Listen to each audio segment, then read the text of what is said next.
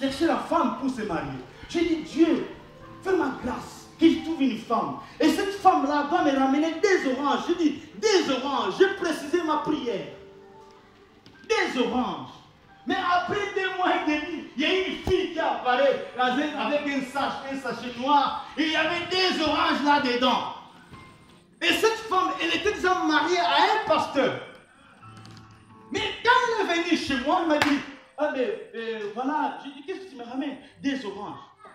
Je suis rentré dans ma chambre, j'ai dit, mais Seigneur, j'avais demandé que cette femme vienne avec des oranges. Mais elle est mariée. Mais comment tu m'envoies une chose déjà qu'on utilise déjà? Non, non, non. Ça, ce n'est pas ta voix, Dieu. Alléluia. Ce n'est pas ta voix. Non, non, j'ai appelé ça comme ça. Ce n'est pas ta voix. Ce n'est pas toi, Dieu, qui dit ça. Je me suis réveillé à moi-même. J'ai dit non, non, non. J'entre dans la chambre et puis j'ai pris les oranges à question. On fait quoi? On a le papier. J'ai épluché. Hein?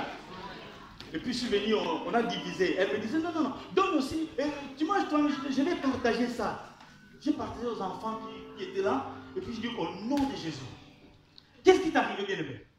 Il y a beaucoup de choses qui arrivent en même instant là. Il a fallu que je sorte avec cette femme. Parce que le diable l'a envoyé pour me séduire. Alléluia. Il faut savoir qu'est-ce qu'il te demande à Dieu. Eliezer a demandé cette femme qui me porte de l'eau. L'eau, bien-aimé, signifie la parole du Seigneur. Rebecca, elle avait en elle la parole vivifiante. Quand tu demandes à Dieu, ne demande pas les choses matérielles. Demande les choses spirituelles pour que tu trouves une meilleure femme. Alléluia. J'ai fini. La deuxième chose, quand elle me donnera de l'eau, qu'elle donne aussi à mes chameaux. Vous savez, un chameau, il consomme à peu près 100 litres d'eau. Mais Eliezer, il portait 10 chameaux. C'est-à-dire quoi? Rebecca, elle devait faire les allers-retours, plus parce qu'elle portait un seau de 10 litres. Elle devait faire 1000 litres aller-retour dans les puits pour donner de l'eau aux chameaux. Vous savez, qu'est-ce que ce monsieur a fait? Rebecca, elle était belle. Dans sa figure.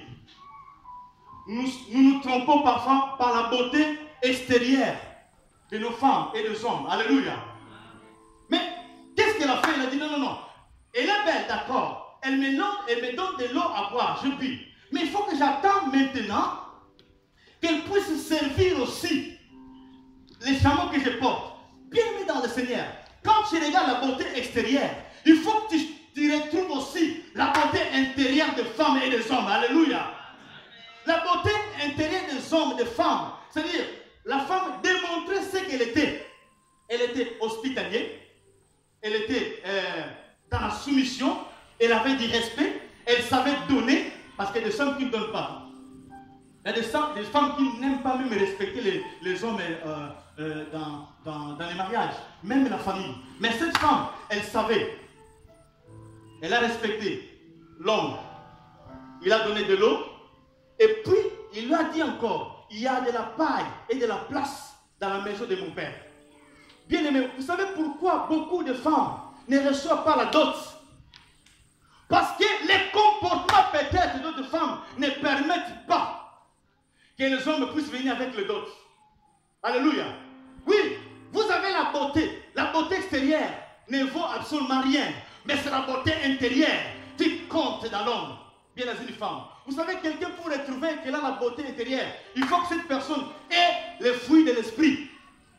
La patience doit avoir en elle, la bonté, la miséricorde, le pardon. Il y a de ceux-là qui ne pardonnent pas, ils n'ont pas le fruit de l'esprit, bien aimé. L'amour ça construit avec ces choses-là. La bonté doit exister, le pardon doit exister, l'hospitalité, la soumission. J'ai aimé quand nos frères ont commencé à donner les discours. Ils ont dit ceci. Ils ont donné les éloges à notre bien-aimé Taylor. Bien-aimé, moi-même j'ai presque pleuré. Presque pleuré parce que c'était fort. Ils ont dit quelque chose qui est très important. Le mari, tu dois aimer ta femme comme Christ a aimé l'église. Et la femme, tu dois être soumise. Français, écoutez-moi. J'avais prêché ça le dimanche passé, le samedi passé. Ce qui est très important pour l'homme, tu dois aimer ta femme. Comme Christ. Je disais que Christ a aimé la femme. Il s'est donné lui-même à la croix. Alléluia. Il s'est sacrifié. Quelqu'un qui aime, il donne. Il ne reçoit pas, il donne. Et quand tu donnes, tu dois te sacrifier. Tu dois te sacrifier pour Taylor. Et Taylor, tu dois te soumettre à ton époux. La soumission, c'est beaucoup de femmes, ils manquent la soumission aujourd'hui. Ils manquent le respect même envers leurs époux, même la famille. Je vais rentrer aussi dans la famille. Vous savez, quand Isaac est allé chercher Rebecca, la famille était là. Mais bien aimé dans le Seigneur, la famille de Rebecca, ils se sont réunis ensemble. Ils étaient d'accord pour que Rebecca puisse partir avec Isaac. Je vais informer aux familles. C'est que Dieu a dit que personne n'est. Alléluia. Ils sont encore des jeunes. Vous allez pouvoir chercher quelqu'un qui va supporter votre mariage. C'est pour cela que j'aime ce couple-là, le jour des noces, au Canaan. Ils ont invité Jésus-Christ dans leur fête. Vous savez pourquoi? Quand Jésus est venu dans la fête, il a changé de l'eau en vin. Mais je me suis dit, mais Seigneur, pourquoi tu ne changes pas le vin en l'eau, mais l'eau en vin?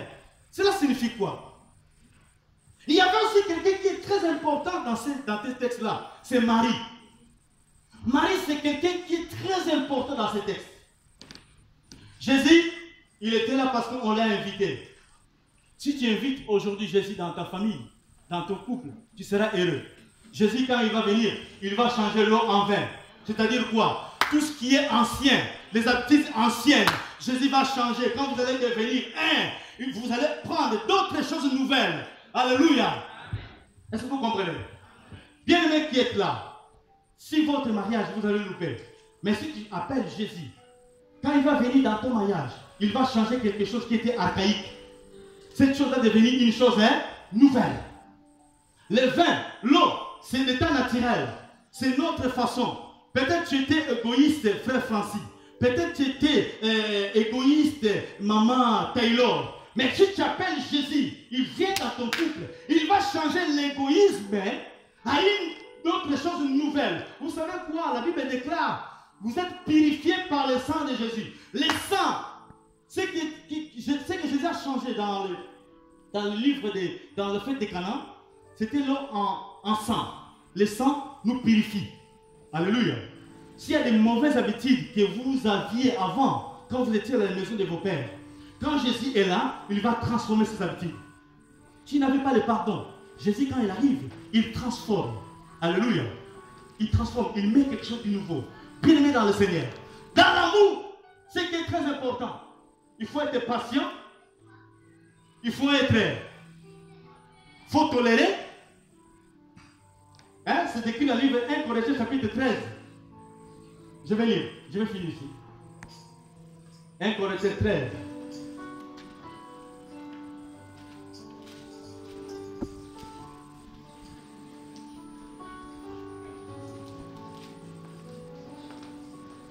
La Bible dit ceci.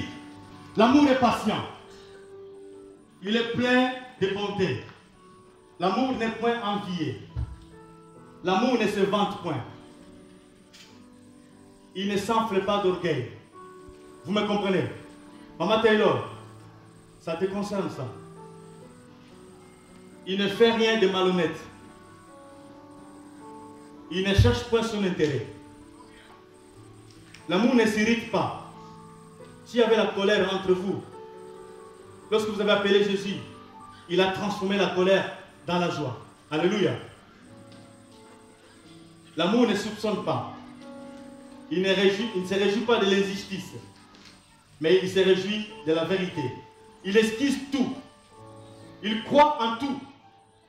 Il espère tout. Il supporte tout. À la fin, l'amour ne périt jamais. Continuez avec cet amour. Flamme d'amour bien aimé dans le Seigneur.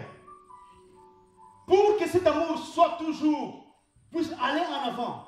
Vous savez, quand tu allumes le feu, on prend peut-être les petites brindelles, les petits bois, on met les petits bois. Mais ce feu-là, si on laisse avec les petits bois, ça va s'éteindre. il faut mettre le gros bois. Quand tu mets le gros bois, le feu va continuer. C'est-à-dire quoi? Dans l'amour, il faut toujours mettre le bois. Vous me comprenez? Les bois. Si tu mets le bois aujourd'hui et tu laisses, le feu va s'éteindre. Mais si tu mets le bois aujourd'hui, demain, le feu va continuer à s'allumer. Qu'est-ce que cela veut dire, bien-aimé? Dans l'amour, il doit y avoir le pardon. Il doit y avoir la sincérité. Si tu vas aller loin avec Taylor, avec Francis, il faut mettre du bois dans votre amour. Et vous allez voir le succès de votre mariage. Que bénisse cette parole. Que Dieu bénisse cette parole. Est-ce que nous pouvons prier au nom de Jésus? Seigneur, nous te bénissons parce que tu es bon. Merci pour la parole que tu nous as donnée.